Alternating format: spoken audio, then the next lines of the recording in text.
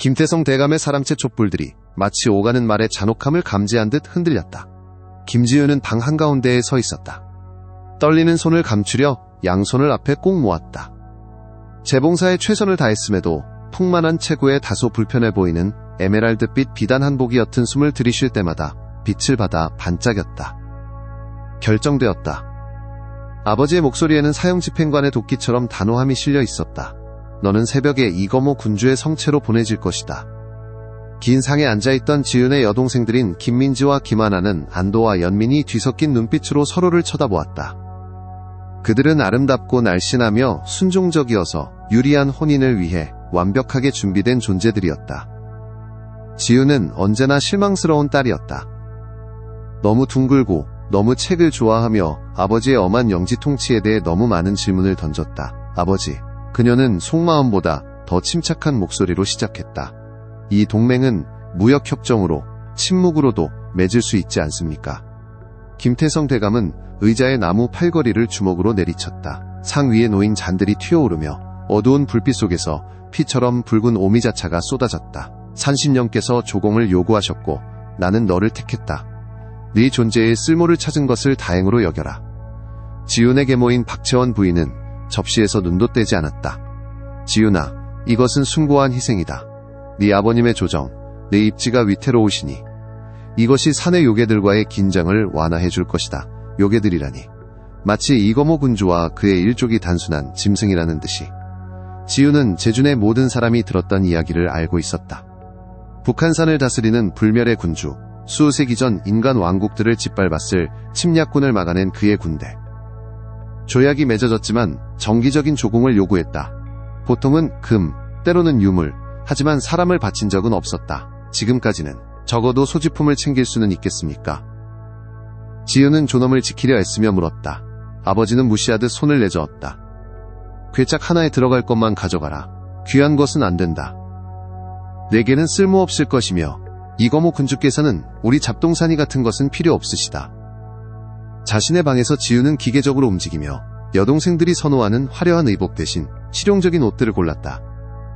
괴짝 안에는 가장 따뜻한 망토와 가장 간소한 옷가지들이 들어갔고 그 아래에는 그녀가 가장 소중히 여기는 고전시가, 철학서, 고대 서예 문서들이 숨겨졌다. 죽게 된다면 최소한 마지막까지 이야기들과 함께할 수 있으리라. 집안에서 유일하게 그녀에게 진정한 친절을 베풀었던 시녀 수지는 짐을 싸는 것을 도우며 소리 없이 울었다. 아가씨, 산은 험난합니다. 심지어는 수지는 말을 잇지 못했다. 그곳에 사는 요괴들이 없어도 말이지. 지윤은 씁쓸한 미소를 지으며 말을 이었다. 나는 이 성체의 괴물들 속에서 18년을 버텨왔어, 수진. 아마 인간인 척하지 않는 괴물들과는 더 잘 지낼 수 있을지도 모르지. 새벽이 밝아오자작은 행렬이 안뜰에서 기다리고 있었다. 4명의 호위병마부 그리고 지윤을 그녀의 운명으로 데려갈 덮개 씌운 마차. 가족 중 아무도 그녀를 배웅하러 오지 않았다. 아침 안개가 수위처럼 돌담에 달라붙어 있었고 지윤은 호위병이 내민 손을 거절하고 마차에 올라탔다. 이것이 그녀 자신으로서의 마지막 여정이라면 남아있는 모든 존엄을 가지고 걸어가리라. 여정은 사흘이 걸렸고 점점 더 거칠어지는 지형을 구불구불 지나갔다. 숲은 더욱 빽빽해지고 마을은 더욱 드물어졌다. 사흘째 되는 날 그들은 산으로 오르기 시작했다. 지윤은 작은 창문으로 그들이 아는 세상이 아래로 사라지는 것을 지켜보았다. 호위병들은 한 걸음 한 걸음 갈수록 더욱 불안해하며 검자루에 손을 얹고 나무들 사이의 그림자를 살폈다. 이거모 군주의 성체 철문에 도착했을 때에는 지고 있었고 돌벽을 붉은색으로 물들이고 있었다. 성체는 주점의 이야기들에서 묘사된 끔찍한 모습과는 달랐다. 해골로 장식된 뾰족한 창살도피로 가득 찬 해자도 없었다. 대신 엄숙하면서도 우아했다. 산비탈에서 유기적으로 솟아난 고대의 돌들, 흐려지는 빛 속에서 눈처럼 반짝이는 창문들. 문은 아무도 눈에 띄게 조작하지 않았는데도 열렸다. 여기까지다. 호위대장이 두려움에 질린 목소리로 말했다. 대감마마의 명령은 아가씨를 문까지 모시는 것이었다. 지윤은 놀라지 않았다. 당연히 아버지의 사내들이 이 지점 너머로 위험을 무릅쓰려 하지 않을 터였다. 그녀는 마차에서 내려 산의 냉기 속에서 망토를 바로잡았다. 제 괴짝은요. 그녀가 말하기 시작했다. 여기 두고 갈 것이다. 대장이 말을 이었다. 그들이 가져갈 것이다. 지윤이 대답하기도 전에 호위병들은 이미 마차를 돌려 어둠이 완전히 내리기 전에 서둘러 하산하려 했다. 그녀는 평생을 알아왔던 이들이 뒤도 돌아보지 않고 자신을 버리고 떠나는 것을 지켜보았다. 그들이 길모퉁이를 돌아 사라지자 지우는 열린 문을 향해 돌아섰다. 그 너머에는 안뜰이 있었고 벽을 따라 횃불이 타오르며 춤추는 그림자를 드리웠다. 그녀는 깊이 숨을 들이쉬고 앞으로 나아갔다. 옛 삶과 그녀를 기다리는 미지의 세계 사이의 문턱을 넘어서자 문이 천둥 같은 소리를 내며 그녀 뒤에서 닫혔다. 영원한 그림자의 성체에 오신 것을 환영합니다. 김지윤 아가씨. 목소리는 사방에서 울려 퍼지면서도 어디에서도 들리지 않는 듯 했다. 깊고 공명하는 그녀가 짐작할 수 없는 억양이 섞여 있었다. 그것은 너무나 고풍스러워서 평범한 말이 마치 음악처럼 들리게 했다. 지은은 원을 그리며 그 근원을 찾으려 몸을 돌렸다. 아치형 통로 아래 그림자 속에서 한 인물이 나타났다. 불가능할 정도로 키가 크고 인간의 역량을 초월하는 힘을 보여주는 어깨를 가졌다. 그는 포식자다운 우아함으로 움직였다. 돌 위를 걷는 각 발걸음은 의도적이었고 소리조차 없었다. 그가 횃불 아래로 들어서자 지우는 뒷걸음질 치려는 충동과 싸웠다. 이거모 군주는 그녀가 예상했던 것과는 달랐다. 주점 이야기들은 송곳니가 돋고 발톱이 달린 손을 가진 시체 같은 피부의 괴물을 묘사했다. 그러나 그녀 앞에 선 남자는 오직 그의 아름다움만이 괴물 같았다. 그의 얼굴은 온통 각진 선이었다. 칼날처럼 날카로운 광대뼈와 대리석처럼 뚜렷한 턱선. 별없는 밤처럼 검은 머리카락은 물결치듯 어깨까지 흘러내렸고 그의 눈은 숯불처럼 타올랐다. 검정에 가까울 정도로 깊은 붉은색이 그녀의 숨을 멈게 할 만큼 강렬한 시선으로 그녀를 응시했다. 그는 왕관도하려 한 권력의 상징도 걸치지 않았다. 그의 옷차림은 간결했지만 흠잡을 데 없었다. 목이 살짝 벌어진 검은 셔츠는 달빛처럼 창백한 피부를 드러냈고 길게 늘어진 외투는 액체 그림자처럼 움직였다. 내 아비가 서신에 묘사한 바와는 다르구나. 이거모가 그녀 주위를 천천히 돌며 예상치 못한 선물을 살펴보듯 그녀를 탐색하며 말했다. 지우는 턱을 들어 올렸다. 제 아버지는 무엇이라 묘사하셨습니까, 군주님? 이거모의 입술에 미소가 스치며 아주 미세한 송곳니가 드러났다. 너를 지미자 수치라고 불렀지. 미소는 사라지고 더 차가운 표정으로 바뀌었다. 너는 너와 나둘 모두의 벌로서 보내지는 것이라고 했더군. 지윤이 전에 들어보지 못한 말은 아니었지만 그 말은 비수처럼 박혔다.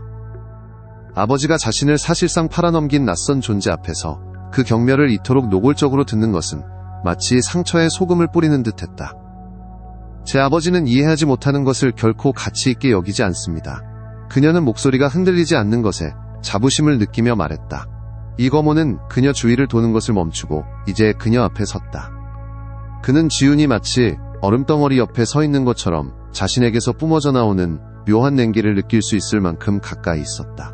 그가 고개를 살짝 기울인 채 그녀를 응시했다. 그렇다면 김태성 대감이 그의 맏딸에 대해 무엇을 이해하지 못한다는 것인지 궁금하구나.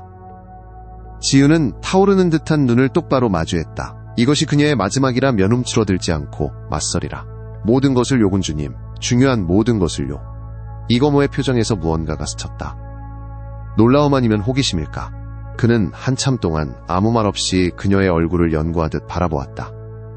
마치 그 안에 숨겨진 무언가를 찾는 것처럼.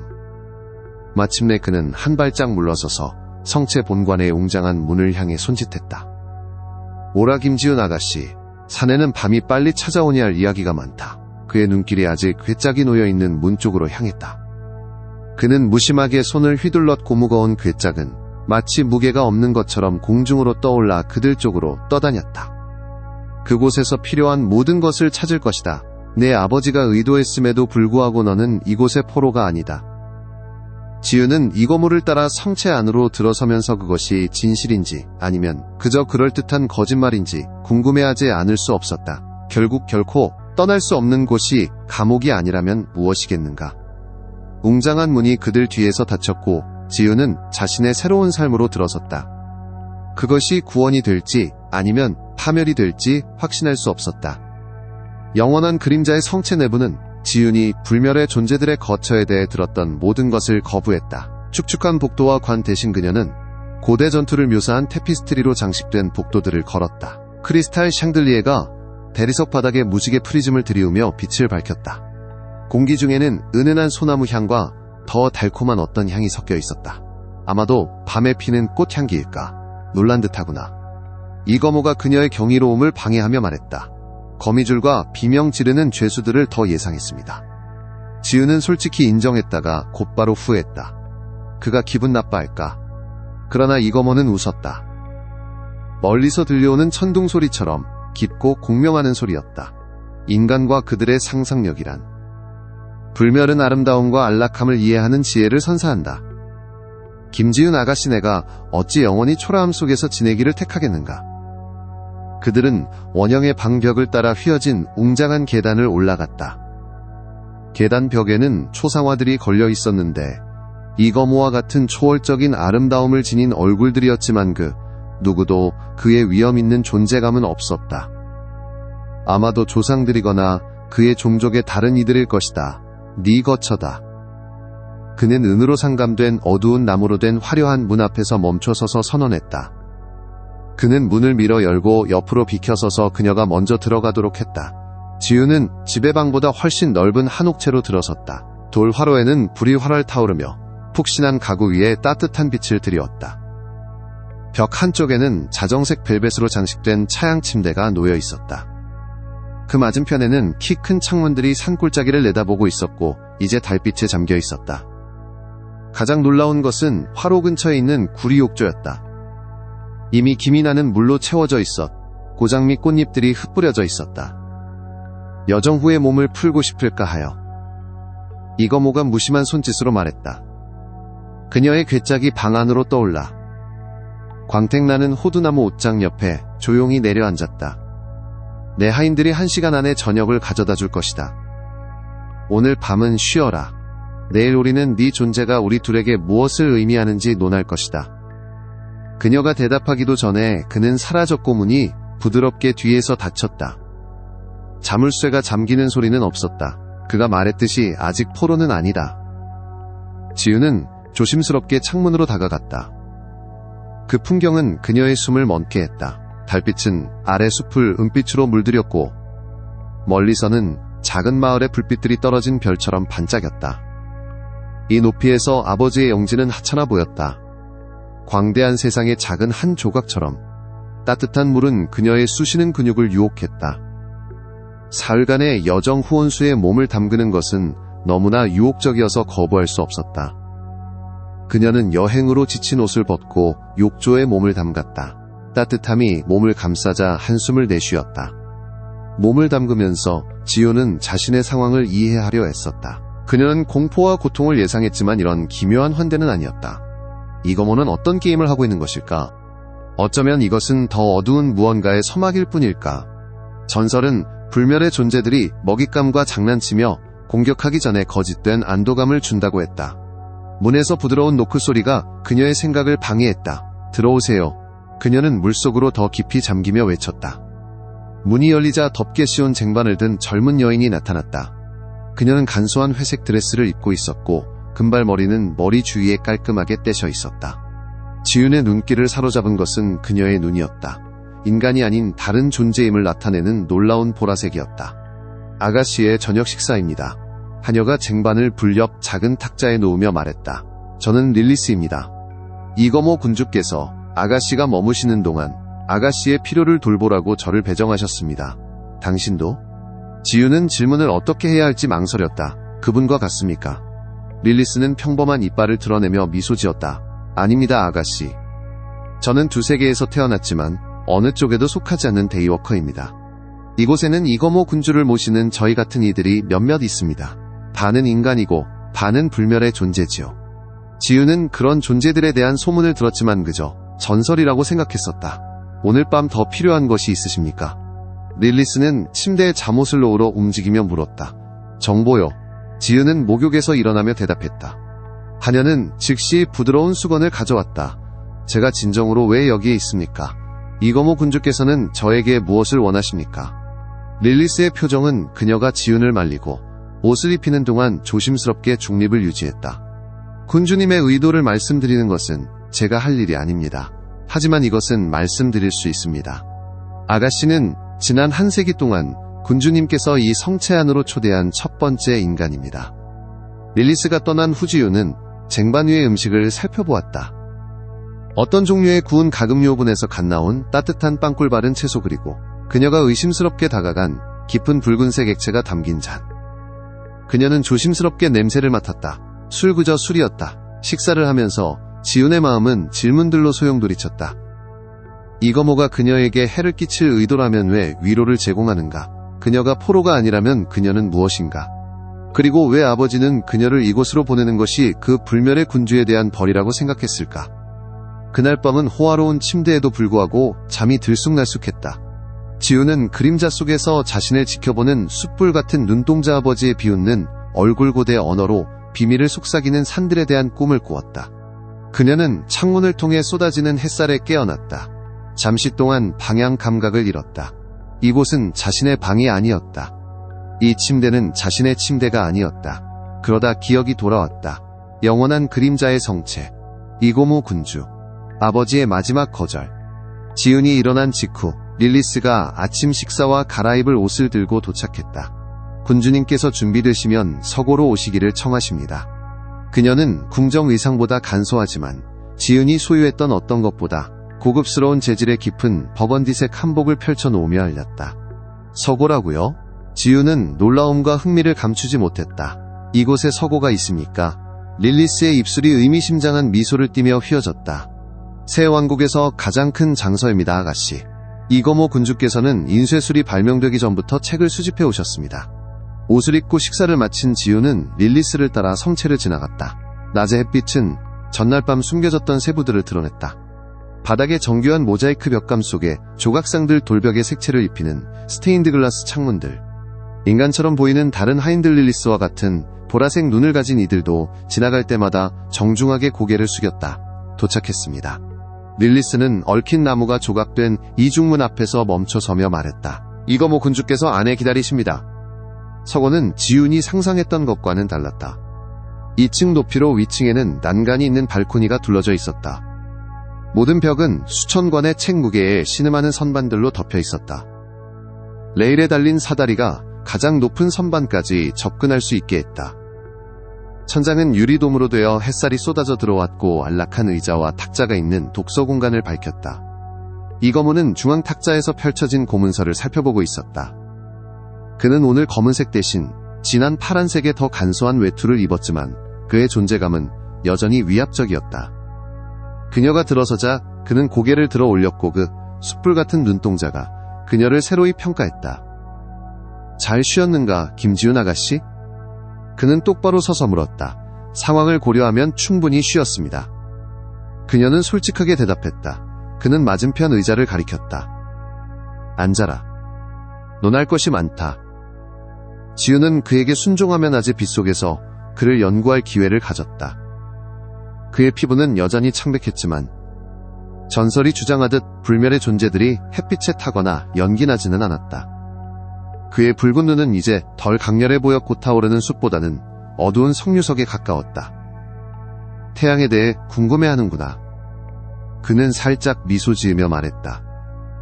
나와 같은 고대의 불멸의 존재들은 햇빛에 해를 입지 않는다. 다소 약해지고 감각이 무뎌지기는 하나제가 된다는 이야기는 크게 과장된 것이다. 그는 앞에 놓인 고문서를 닫았다. 이제 네가 여기에 있는 이유에 대해 말하자면 지훈은 마음을 단단히 먹었다. 네 아비는 쓸모없는 딸을 교묘하게 없애면서 동시에 나를 모욕했다고 믿고 있다. 이거모가 무심한 어조로 말했다. 그는 내가 너를 죽이거나 하인으로 만들 것이라고 생각한다. 어느 쪽이든 너를 그의 눈앞에서 치워버리려는 그의 목적에 부합하겠지. 지훈이 이미 알고 있던 사실이었음에도 불구하고 그 직설적인 평가는 아프게 들렸다. 그럼 저를 죽이실 건가요? 아니면 노예로 삼으실 건가요? 이거모의 표정이 굳어졌다. 나는 무고한 여인에게 해를 끼치지 않는다, 김지훈 아가씨. 또한 원치 않는 하인을 들이지도 않는다. 내 아비의 짐작은 나의 성격보다 그의 성격을 더 많이 드러내는구나. 그는 일어나 창문으로 걸어갔다. 등 뒤로 손을 깍지 끼고 있었고 햇살이 그의 검은 머리카락에 비치며 깊은 푸른색 가닥들을 드러냈다. 남은 질문은 너를 어찌해야 하는가이다. 단순히 돌려보낼 수는 없다. 그것은 약함을 보여주는 것이며 내가 두려움 때문에 또는 나의 것을 통제할 수 없어서 그의 선물을 거절했다고 시사할 테니 저는 당신의 것이 아닙니다. 지우는 조용하지만 단호하게 말했다. 저는 누구의 것도 아닙니다. 이거모가 돌아섰다. 그의 시선에서 존경 같은 것이 스쳐 지나갔다. 그렇지 너는 아니다. 그리고 여기에 우리 딜레마의 핵심이 있는 것이 아니겠느냐. 그는 탁자로 돌아와 손바닥으로 몸을 지탱하며 앞으로 기울였다. 김지훈 아가씨 나는 거래를 제안한다. 한 달 보름 동안 나의 손님으로 이곳에 머물러라. 그동안 너는 성체와 그 경내를 자유롭게 다닐 수 있을 것이다. 나의 식탁에서 식사하고 내가 너무 오랫동안 떨어져 지낸 지금의 인간 세상에 대해 이야기해 줄 것이다. 그 대가로 나는 수세대 동안 어떤 인간도 배우지 못한 것을 너에게 가르쳐 주겠다. 지우는 피곤한 눈으로 그를 바라보았다. 그리고 한 달이 지나면요? 그 후에는 내가 떠나기를 원한다면 나는 네가 원하는 어떤 목적지로든 안전한 통행을 제공할 것이며 편안하게 정착할 수 있을 만큼의 금을 주겠다. 그의 입술이 차가운 미소를 띠며 휘어졌다. 네 아비가 그의 죄책감으로 어떤 공포를 상상하든 그렇게 믿게 놔둘 것이다. 그것은 지훈이 감히 바라지도 못했던 훨씬 더 관대한 제안이었다. 어쩌면 너무 관대한 것일지도. 무슨 꿍꿍이십니까? 이거모 군주님. 저에게 진정으로 원하시는 것이 무엇입니까? 그는 표정을 읽을 수 없게 만들었다. 어쩌면 나는 그저 기대를 저버리는 것을 즐기는지도 모르겠구나, 김지훈 아가씨. 너의 기대와 네 아비의 기대 모두를. 그는 탁자 너머로 손을 내밀었다. 합의했는가? 지훈은 그가 내민 손을 살펴보았다. 우아하고 강력하며 치명적이었다. 그리고는 그의 얼굴을 올려다보며 속임수를 찾았지만 오직 인내하는 기대감만을 발견했다. 그녀는 그의 손에 자신의 손을 얹었다. 그의 피부는 차가웠지만 얼음 같지는 않았고 그녀의 손가락 아래서는 대리석처럼 매끄러웠다. 합의했습니다. 그녀가 말했고 성체 깊은 곳 어딘가에서 멀리서 종이 울리듯 지우는 자신의 운명의 직물 속에서 무언가가 변하는 것을 느꼈다. 영원한 그림자의 성체에서의 나날은 예상치 못한 리듬을 찾았다. 아침이면 지우는 서고에서 잊힌 지식의 두터운 책들을 탐험했다. 인간의 연대기에는 기록되지 않은 역사들, 오래전 먼지가 된 문명들의 철학서들. 오후에는 성체 경내를 거닐며 황혼에만 꽃을 피우는 숨겨진 정원들을 발견하거나 망로에 올라 이거모의 영역을 이루는 광대한 산과 숲의 너머를 응시했다. 이 탐험들 중에 지우는 그의 힘의 진정한 범위에 대해 이해하기 시작했다. 인근 마을 사람들은 그를 두려워하지 않았다. 그들은 그를 숭배했다. 그녀가 릴리스에게 이에 대해 물었을 때 데이워커는 이거모 군주께서 외부의 위협으로부터 이 땅을 보호하고 그 대가로 단지 소박한 조공만을 요구한다고 설명했다. 피입니까? 지우는 망설이며 물었다. 릴리스는 웃었다. 금, 작물, 수공예품입니다. 이거모 군주께서는 수세기 동안 피를 사냥할 필요가 없으셨습니다. 자발적인 이들이 그분께 필요한 적은 양을 제공합니다. 자발적인 이들. 그 문구는 지훈의 마음속에 오래 머물렀다. 늦은 오후 햇살을 받아 물이 튀어오르는 분수대가 있는 안뜰을 걸을 때 그녀는 생각했다. 누가 자발적으로 불멸의 존재에게 피를 바칠까? 그리고 왜? 무언가 고민하는구나. 이거모의 목소리에 그녀는 깜짝 놀랐다. 그는 그림자가 형태를 취하듯 소리 없이 그녀 옆에 나타났다. 그녀가 도착한 지 10일이 지나는 동안 그는 갑작스러운 출현에 어느 정도 익숙해졌지 만 그의 가까움에 여전히 심장이 뛰었다. 궁금한 것입니다. 그녀는 그를 향해 돌아서며 정정했다. 많은 것에 대해요. 하면 물어보라. 그는 그녀에게 함께 걷자고 손짓했다. 우리의 거래에는 지식도 포함되지 않는가? 지우는 그의 옆으로 발걸음을 맞추었다. 그가 자신의 보폭을 그녀에게 맞춰 조절하는 것을 알아차렸다. 릴리스가 자발적인 피 제공자에 대해 말했습니다. 인간이 왜 그렇게 친밀한 것을 제공하는지 이해가 되지 않습니다. 이거모는 그녀의 질문을 생각하며 몇 걸음 동안 침묵했다. 어떤 이들에게는 보호나 다른 이익을 위한 거래다. 다른 이들에게는 그는 말을 멈추고 어두워지는 하늘을 올려다보았다. 그것에는 불멸의 존재와 인간 모두에게 쾌락이 있다. 다른 어떤 것과도 다른 연결이지. 지윤의 뺨에 열이 올랐다. 관능적이라는 말씀이신가요? 그럴 수도 있지. 그의 눈이 그녀의 눈과 마주쳤다. 그 숯불 같은 깊이는 그의 생각을 아무것도 드러내지 않았다. 하지만 그것이 유일한 목적은 아니다. 피는 기업 감정 생명 그 자체를 담고 있다. 피를 나누는 것은 본질을 나누는 것이다. 그들은 지윤이 아직 탐험하지 못한 정원 한 부분에 도착했다. 어둠이 깔리기 시작하는 저녁에 빛나는 듯한 흰 장미 울타리 미로였다. 이거모는 입구 아치를 통해 그녀를 안내했다. 그것이 당신이 양식을 취하는 방법입니까? 자발적인 파트너들과 함께요. 그녀는 왜 이 질문이 그토록 대담하고 개인적인 느낌인지 확신할 수 없었지만 그러했다. 나는 9세기 이상을 존재해왔다, 김지윤 아가씨. 나의 필요는 과거와 같지 않다.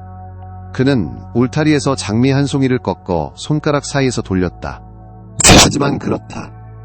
내가 양식이 필요할 때 그것은 자발적으로 제공하는 이들에게서 온다.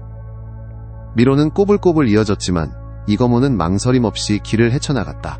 그 중심에는 작은 연못을 둘러싼 돌벤치가 있는 원형의 공터가 있었다. 물은 유리처럼 고요했고 위로 막 떠오르기 시작한 별들을 반사했다. 앉아라. 이거모가 벤치를 가리키며 권했다. 오늘 밤의 수업은 여기서 시작한다. 지윤은 치마를 정돈하며 순종했다. 지난 한 주 동안 매일 밤 이거모는 그녀에게 새로운 것을 가르쳐 주었다. 사라진 문명의 언어, 달빛에서만 자라는 희귀한 약초의 효능, 인간들이 여전히 잘못 전하고 있는 전설 뒤에 숨겨진 진정한 역사들. 오늘 밤에는 무엇을 배우게 될까요? 그녀는 목소리에서 간절함을 감추지 못하며 물었다.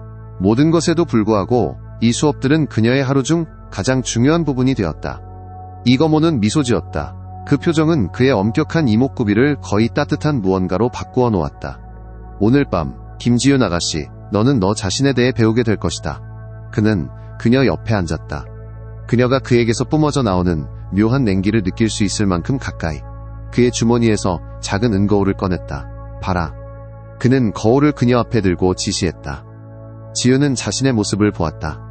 색으로 물든 통통한 뺨, 어깨 주위로 물결치듯 흘러내리는 검은 머리카락, 호기심으로 가득 찬 눈. 전에 보지 못했던 것은 아무것도 없었다. 무엇을 보아야 합니까? 무엇을 관찰하는지 말씀해주세요. 그는 부드럽지만 단호한 목소리로 말했다. 그녀는 한숨을 쉬었다. 저는 늘 보던 것을 봅니다. 너무 둥근 얼굴, 너무 풍만한 몸매, 아버지 가문의 실망스러운 딸을요. 이거모의 표정이 어두워졌다. 네 아비의 잔혹함이 네 시야를 흐리게 했구나. 그는 거울을 살짝 돌렸다. 다시 봐라. 내가 보는 것을 보아라. 그의 어조에서 무언가가 지윤을 더 주의 깊게 보게 만들었다. 은빛 표면에서 그녀의 특징들이 어딘가 다르게 보였다. 그녀의 통통한 뺨은 결점이 아니라 그녀의 턱선에 있는 결단력을 균형 잡아주는 부드러움이었다. 그녀의 갈색 눈은 여동생들에 따르면 항상 너무 진지했지만 깊이와 지성을 담고 있었다. 겸손한 옷 아래 숨겨져 있었지만 여전히 뚜렷한 그녀의 곡선은 과도함이 아닌 풍요로움을 말해주었다. 너는 강함을 보는구나. 이거모는 그녀가 자신의 모습을 연구하는 동안 그녀의 얼굴을 바라보며 말했다. 나는 영혼을 꺾으려 설계된 가정에서 살아남아 연민을 잃지 않은 여인을 본다. 나는 두려움보다 깊이 흐르는 호기심을 본다. 나는 궁정의 기준과는 아무 상관없이 삶이 온전히 구현된 아름다움을 본다. 지윤은 거울에서 고개를 들어 그의 시선이 자신의 얼굴에 집중되어 있는 것을 발견했다. 왜 이런 말씀을 하십니까? 그것이 진실이기 때문이다. 그는 거울을 주머니에 넣었다. 그리고 권력을 배우는 어떤 학생이든 가장 먼저 배워야 할 교훈은 타인의 기대에 걸러지지 않은 자신의 진실을 인식하는 것이기 때문이지. 그들 앞에 연못이 갑자기 잔물결을 일으켰다. 밤 공기를 흔드는 바람은 없었지만 이거모는 손을 수면 위로 지나가게 했고 물은 부드러운 푸른빛으로 빛나기 시작했다. 물은 기억한다. 그가 말했다. 그것은 자신이 닿았던 것들의 인상을 담고 있다. 빛나는 연못에 형성된 이미지들을 보아라. 어린 시절의 지윤이 여동생들이 인형을 가지고 노는 동안 나무를 오르는 모습. 12살의 지윤이 몰래 주방 하녀에게 글을 가르치는 모습. 16살의 지윤이 자신의 3배나 되는 나이의 구원자를 거절한 것에 대해 아버지가 격노하는 앞에서 굳건히 서 있는 모습. 어떻게 이러시는 겁니까? 그녀는 자신의 삶의 장면들에 매료되어 속삭였다. 내가 하는 것이 아니다. 네가 하는 것이다. 이거모는 무의식적으로 연못의 돌 가장자리에 놓인 그녀의 손을 가리켰다.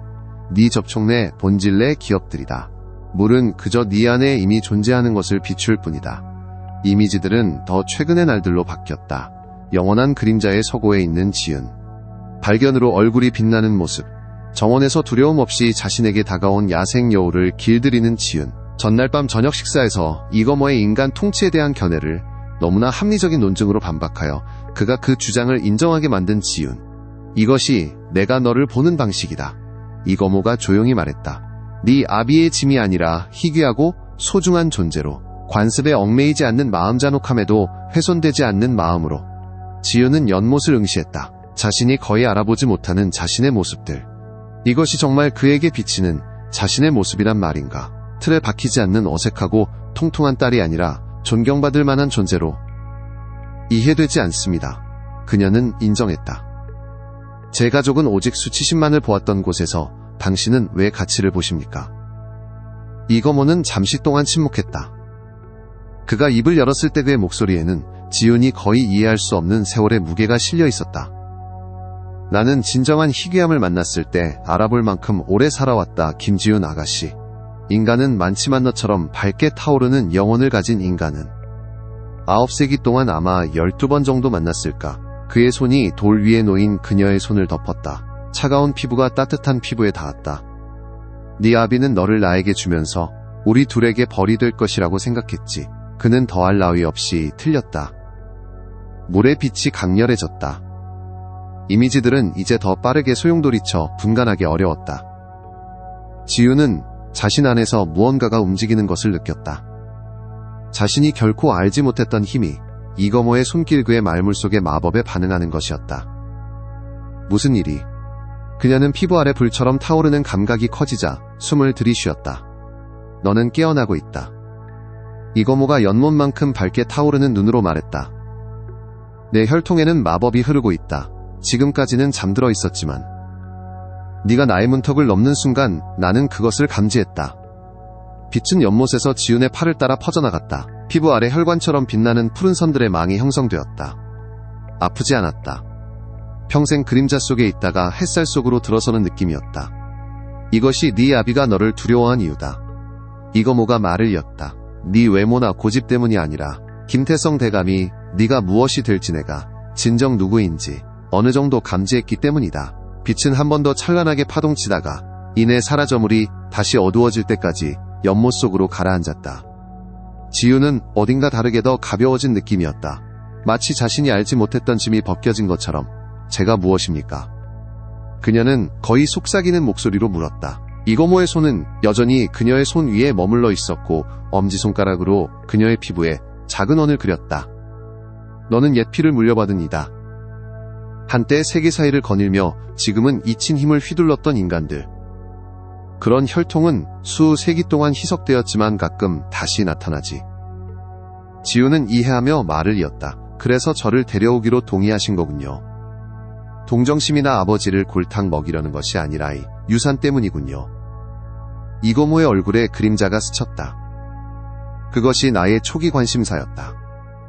그렇다 해피는 나의 종족에게 소중하다. 하지만 지난 며칠은 단순히 내 혈통 이상의 많은 것을 드러냈다. 김지은 아가씨.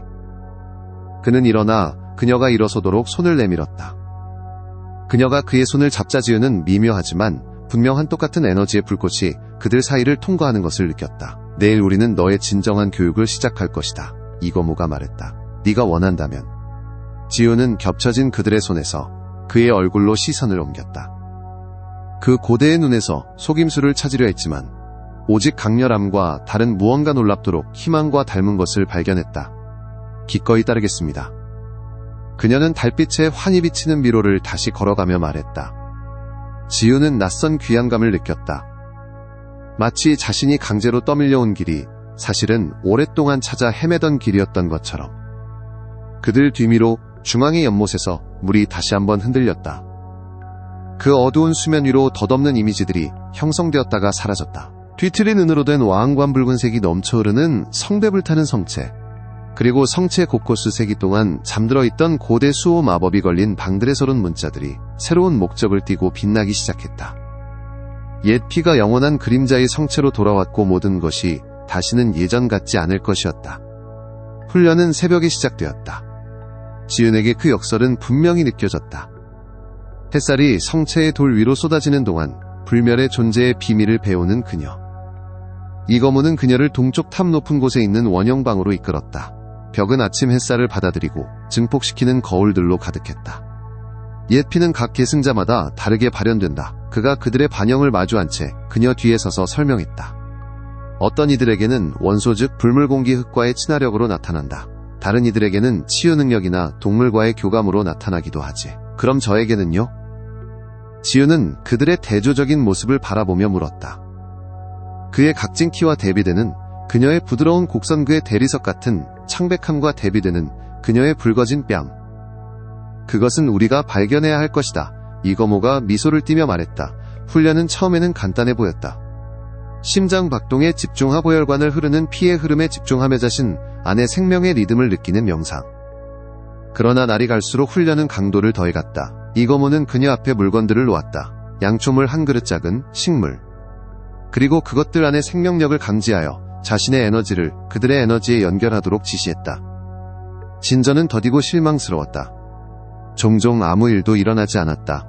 때로는 물건들이 살짝 떨리거나 물이 만져지지 않고도 잔물결을 일으켰다. 한 번은 몇 시간의 집중 끝에 양초 불꽃이 보이지 않는 실에 이끌린 듯 그녀의 손 쪽으로 기울었다. 인내심을 가져라. 특히 성과 없는 훈련 후에 지치고 낙담하여 의자에 쓰러진 그녀에게 이거모가 조언했다. 그 힘은 수세대 동안 잠들어 있었다. 한 달 안에 완전히 깨어나지는 않을 것이다. 그러나 지윤은 그의 침착한 겉모습 아래 숨겨진 그의 조급함을 감지했다. 그녀의 능력으로 그가 무엇을 얻고자 하든 그것은 그에게 절실한 일이었다. 이것이 왜 당신에게 그토록 중요합니까? 그녀는 어느 저녁 그들의 서재에서 화로에 불이 타오르는 가운데 물었다. 그녀가 도착한 지 3주가 지났고 성체는 이제 유배지라기보다는 안식처처럼 느껴지기 시작했다. 이거모는 그가 참고하던 고대 문헌에서 고개를 들었다. 불빛 속에서 그의 모습은 거의 인간처럼 보였다. 거의, 그러나 완전히는 아니었다. 옛 피와 나의 종족은 기원을 공유한다. 그가 잠시 생각에 잠긴 후 말했다. 인간과 불멸의 존재들이 별개의 존재로 분화되기 전둘 모두의 속성을 가진 사람들이 존재했다. 수천 년에 걸쳐 혈통은 분리되었다. 불멸의 존재들은 불멸을 얻었으나 생명의 창조와의 연결을 잃었다. 인간은 번식력을 유지했지만 그들의 힘을 잊었다. 그리고 옛 피를 가진 이들 희귀한 잔재들은 세계를 잇는 달이었다. 그는 책을 닫았다. 그러한 피가 깨어나면 잃어버린 것을 회복할 수 있다. 불멸의 존재들에게 말입니까? 이거모는 고개를 끄덕였다. 옛 피를 가진 이 중 한 명이 자발적으로 올바른 의식을 수행한다면 불멸의 존재는 특정 능력을 되찾을 수 있다. 그 함의가 그들 사이에 떠돌았다. 지윤은 그의 얼굴을 살피며 말하지 않은 것을 해독하려 했다. 약해지지 않고 낮에도 걸을 수 있기를 원하시는군요. 그녀가 짐작했다. 당신의 한계에서 벗어나기를요. 그림자가 그의 얼굴을 스쳤다. 그것은 가치 있는 목표일 것이다. 하지만 아니다. 내가 추구하는 것은 더 근본적이다. 그녀가 더 캐묻기도 전에 날카로운 노크 소리가 그들을 방해했다. 릴리스가 들어섰는데 평소 침착했던 표정이 긴장되어 있었다. 군주님, 남쪽에서 기병들이 접근하고 있습니다. 김태성 대감의 깃발을 들고 있습니다. 이거모는 유려하게 몸을 일으켰고 그의 편안했던 태도는 즉시 더 차갑고 포식자적인 것으로 바뀌었다. 몇이나 되는가? 20명의 무장한 병사들, 대감마마께서 직접 이끄십니다. 지윤은 뱃속이 조여드는 것을 느꼈다. 아버지가 오셨다고요? 왜 그러실까요? 아무래도 이거모가 위험하리만치 부드러운 목소리로 말했다. 대감이 그의 맏딸의 가치를 제고한 모양이다. 그는 릴리스를 향해 몸을 돌렸다. 사랑채를 준비해라. 손님들을 맞이할 것이다. 릴리스가 서둘러 사라지자 이거모의 시선은 다시 지윤에게로 향했다. 원치 않는다면 그를 마주할 필요는 없다. 그 제안은 그녀를 놀라게 했다. 선택권이 있습니까? 나의 성체에서는 언제나. 그가 그녀에게 다가왔고 그의 눈은 집중되어 있었다. 네 아비가 어떤 게임을 하든 이것만 기억해라. 너는 이제 나의 보호 아래 있다. 소유물이 아니라 동맹으로서. 마지막 단어 앞에서 아주 약간의 망설임은 지은에게 놓치지 않았다. 동맹이 정말 그가 말하려던 것이었을까? 그녀는 어깨를 바로잡았다. 마주하겠습니다. 저는 더 이상 아버지의 불만에 떨던 딸이 아닙니다. 이거모의 입술이 만족스럽게 휘어졌다. 그렇다면 대감을 함께 맞이하자. 재준의 김태성 대감은 지훈이 마지막으로 그를 본 지 3주 만에 많이 늙어 보였다. 그의 얼굴은 핏발선 눈 아래 다크서클이 드리워져 초췌했다. 그는 가장 신뢰하는 기사들을 대동하고 영원한 그림자의 사랑채로 들어섰다. 그의 시선은 공격을 예상하는 듯 의심스럽게 그림자들을 훑었다. 그가 이거모의 의자 옆 단상에 서 있는 지윤을 보았을 때 움츠러들지도 사슬에 묶여있지도 않고 고운 옷을 입고 몇 년 만에 가장 건강해 보이는 그녀의 모습에 그의 표정은 혼란으로 일그러졌다. 이거모 군주님, 그는 뻣뻣하게 허리 숙여 인사하며 말했다. 제 딸의 안위를 묻고자 왔습니다. 정말이냐? 이거모의 목소리는 강철 위의 비단처럼 부드러웠다. 흥미롭군. 네가 그녀를 내 뜻대로 처분해도 좋다고 그토록 명백히 밝혔을 때 말이다. 대감의 눈이 가늘어졌다. 편리한 해석이로군. 그럼에도 불구하고 그 아가씨는 가족에게 돌려보내져야 하며 이 죄에 대한 적절한 배상이 이루어져야 한다. 저는 돌아가지 않을 것입니다. 지윤은 처음으로 입을 열었고 목소리는 맑고 흔들림 없었다. 저는 제 자유의지로 영원한 그림자의 성체에 머물 것입니다. 모든 시선이 그녀에게로 향했고 일부는 호기심에, 일부는 의심에, 일부는 노골적으로 적대적이었다. 좌의정은 강압이나 마법에 걸린 흔적을 찾듯이 그녀를 살폈다. 김지윤 아가씨. 그가 혼란스러운 아이에게 말하듯 부드러운 어조로 말했다. 네 아버지는 네 안위에 대해 큰 우려를 표했다. 이거모 군주가 너에게 어떤 영향력을 행사했든 제 아버지는 지윤이 말을 끊었다. 저를 벌로 이 문으로 넘길 때 아무런 우려도 표하지 않았습니다. 그분의 좁은 가치관에 맞지 않는다는 이유로 저를 폄하하고 수치심을 주었던 18년 동안에도 아무런 우려를 표하지 않았습니다. 그녀의 목소리는 흔들림이 없었지만 대청 곳곳의 촛불들은 그녀의 감정에 반응하여 흔들렸다. 그는 저를 다시 흥정의 대상으로 삼을 필요가 있다는 것을 알았을 때에만 우려하기 시작했습니다. 좌의정은 기사들과 시선을 교환했다. 그럼에도 불구하고 당신은 왕실의 신하입니다. 국왕께서는 그의 신하가 어떻게 이곳에 오게 되었든 불멸의 군주들에게 소유되는 것을 허락할 수 없습니다. 저는 누구에게도 소유되지 않습니다. 지윤은 단호하게 말했다. 저는 이곳에서 저의 유산을 발견했습니다. 제 혈관을 흐르는 옛 피아버지가 억누르려 했던 유산을요. 옛 피의 언급에 왕실 대표단 사이로 눈에 띄는 불안의 물결이 흘렀다. 좌의정의 표정이 굳어졌다. 옛 피라고 그가 반복했다. 이 단어들은 고대의 두려움의 무게를 담고 있었다. 그럼 소문이 사실이로군. 너희는 여기서 금지된 마법을 행하는구나. 불멸의 존재여. 이거모는 한 번의 유려한 움직임으로 일어섰다. 대장간의 열기처럼 그에게서 힘이 뿜어져 나왔다. 옛 피는 오직 인간의 명령에 의해서만 금지된 것이다. 좌의정. 나의 종족은 그러한 힘이 두려움의 대상이 아니라 존경받았던 시절을 기억한다. 인간과 불멸의 존재가 무지에 의해 나르기보다는 빗속에서 함께 걸었던 시절을. 대청 안의 공기는 전기로 가득 찼다. 번개가 치기 전의 순간처럼 긴장이 고조되었다. 기사들의 손이 검자루로 움직였다. 국왕의 입장은 분명하다. 좌의정이 선언했다. 김지윤 아가씨는 우리와 함께 돌아가야 하며 영원한 그림자의 성체는 왕실의 감독 아래에 복종해야 한다. 이것이 우리의 조건이다. 그리고 우리가 거절한다면? 이거모의 목소리는 위험하리만치 부드러웠다. 좌의정의 대답 또한 조용했다. 그렇다면 왕실 군대의 전력이 당신의 결정을 기다릴 것이다. 오늘 50명 내일 500명 필요한 만큼. 지윤은 가슴속에 차가운 확신이 자리 잡는 것을 느꼈다. 평화로운 해결책은 없을 것이었다. 그들이 이해하지 못하는 것을 두려워하고 타인의 힘을 통제하거나 파괴해야 할 위협으로 보는 사람들과는 아버지는 왕의 귀에 불멸의 존재의 매혹과 금지된 마법에 대한 이야기들을 채워 넣어고대 편견을 이용하여 잃어버린 영향력을 되찾으려 했을 것이었다. 그녀는 앞으로 나아가 이거모와 왕실 대표단 사이에 섰다. 다른 방법이 있습니다. 그녀는 좌의정조차 멈칫하게 할 새로운 권위를 담은 목소리로 말했다. 시연이냐 지연. 이거모가 그녀 뒤에서 의도를 이해하며 조용히 경고했다. 그녀는 살짝 돌아서서 그의 숯불 같은 눈을 마주했다. 그들은 봐야 합니다. 그녀는 조용히 말했다. 제가 본 것처럼요. 누구도 그녀를 막기 전에 지윤은 손을 뻗었다. 대청 곳곳의 촛불들이 더 높이 솟아오르더니 심지에서 떨어져 나와 불꽃별처럼 공중에 떠올랐다. 그것들은 방 주위를 궤도처럼 돌기 시작했고 놀란 왕실 대표단의 얼굴에 빛과 그림자의 변화하는 패턴을 드리웠다.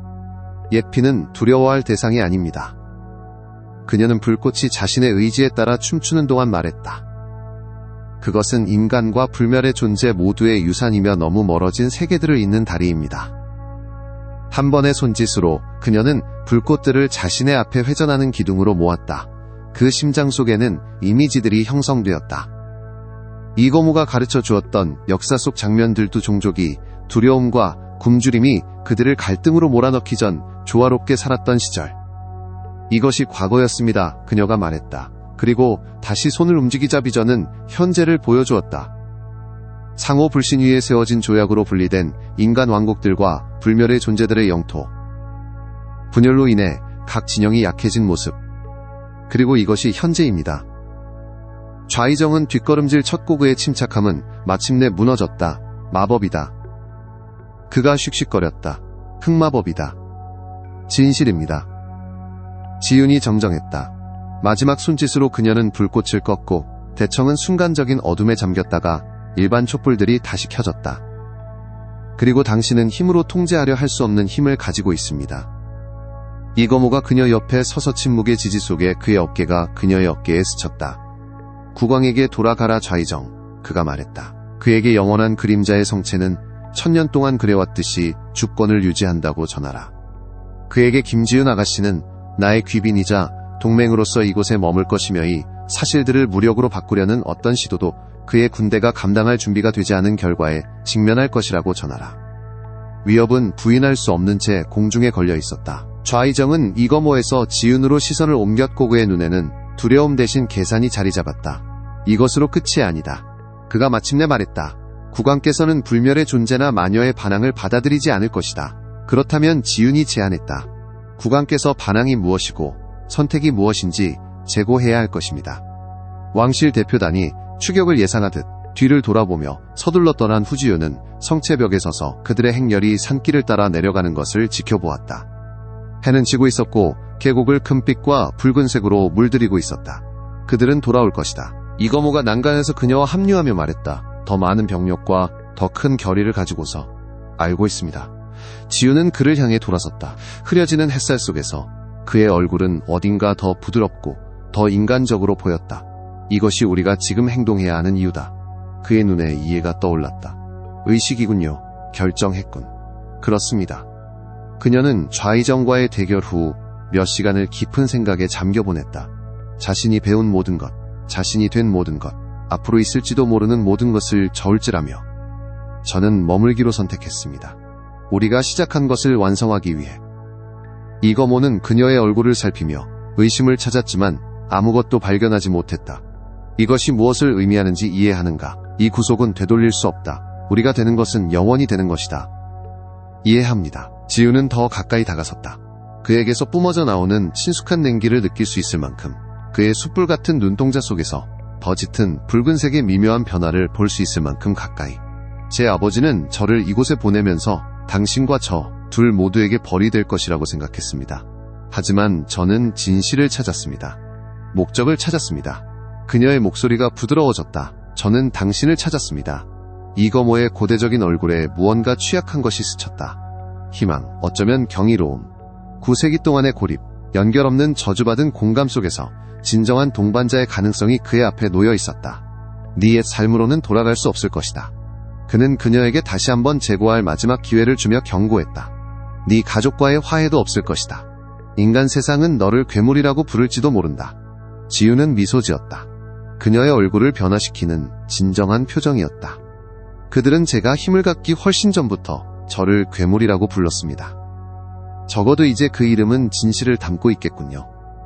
그날 밤 보름달이 영원한 그림자의 성체 위로 떠오르자 그들은 산의 심장 깊숙한 곳에 있는 의식의 방을 준비했다. 돌 바닥에 새겨진 고대 룬 문자들이 부드러운 푸른빛으로 빛났다. 그녀의 힘이 처음 깨어났을 때 지윤의 혈관에 나타났던 것과 같은 발광이었다. 릴리스와 다른 데이워커들은 필요한 요소들을 준비했다. 은 성배, 뒤틀린 뼈 손잡이가 달린 의식용 단검, 달빛에서만 피는 식물에서 채취한 희귀한 정수들이 담긴 유리병들. 방 중앙에는 두 사람이 눕기에 충분히 큰 높은 돌 제단이 서 있었다. 지은은 간소한 흰색 속치마를 입었고 맨발은 차가운 돌에 닿았다. 그녀의 머리카락은 등 뒤로 자유롭게 흘러내렸고 검은 다이아몬드 하나가 박힌 은빛 머리띠로 장식되어 있었다. 이거모는 제단 옆에서 그녀를 기다리고 있었다. 자정색 푸른색 예복을 입고 있었는데 은빛 별자리로 수놓아져 밤하늘이 천에 담긴 듯했다. 확실하냐? 그가 그녀가 다가오자 마지막으로 물었다. 지우는 대답 대신 의식 도구들 사이에서 의식용 단검을 들었다. 흔들림 없는 손으로 그녀는 칼날을 자신의 손바닥에 그었다. 피가 솟아올랐다. 고대의 힘으로 어둡고 진득했다. 이것을 선택합니다. 그녀는 피 흘리는 손을 그에게 내밀며 말했다. 우리를 선택합니다. 수세기 동안 유지되었던 이거모의 통제가 마침내 깨졌다. 한 번의 유려한 움직임으로 그는 그녀를 자신에게 끌어당겼다. 그의 입술은 그녀의 입술을 찾아 900년의 외로움과 기다림이 담긴 키스를 나누었다. 지우는 자신의 몸이 축복받아야 할 것이 아니라 수치스러운 것이라고 들어왔던 세월 동안 억눌러왔던 열정으로 응답했다. 그들이 떨어졌을 때 그의 눈은 그녀가 본 적 없는 어느 때보다 더 밝게 타올랐다. 그럼 시작하자. 의식은 마치 평생을 연습해온 춤처럼 펼쳐졌다. 이거모의 피가 은 성배 속에서 그녀의 피와 합쳐져 섞이고 변형되었다. 국가들보다 오래된 언어의 고대적인 말들이 그들이 제단 주위를 돌 때 방을 채웠다. 각 발걸음마다 바닥에 새겨진 룬 문자들이 더 많이 깨어났다. 힘이 그들 주위에서 그들 안에서 쌓여갔다. 지운에 깨어난 옛 피가 이거모의 불멸의 힘과 공명했다. 공기 자체가 잠재력으로 가득 차 더 두꺼워지는 듯했다. 그들이 마침내 제단 위에 누워 손을 맞잡고 서로를 마주했을 때 절정이 다가왔다. 이거모는 주술의 마지막 말들을 읊조렸다. 그의 목소리는 수세기의 기다림으로 공명했다. 피로 피를 생명으로 생명을 강제가 아닌 선택으로 묶이어라. 지우는 그 구절을 완성했다. 마치 늘 알고 있었던 것처럼 고대 언어가 그녀의 입술에서 흘러나왔다. 두 본질이 하나로 합쳐지니 어느 쪽도 정복되지 않고들 모두 변형되리라. 그들은 함께 성배에서 마셨다. 섞인 피는 목구멍을 타고 흐르면서 불과 얼음이 동시에 타오르는 듯했다. 방의 푸른 빛은 강렬해져 그들의 심장 박동에 맞춰 뛰는 광채의 고치로 그들을 감쌌다.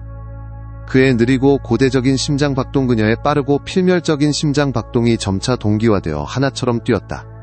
그러자 고통이 찾아왔다. 불에 지지는 듯 정화되는 듯한 고통은 해체되고 다시 단련되는 느낌이었다. 지우는 이거모의 손을 더 세게 움켜쥐었다. 그들 둘 모두에게 변형이 진행되면서 그들의 손가락은 서로 얽혔다.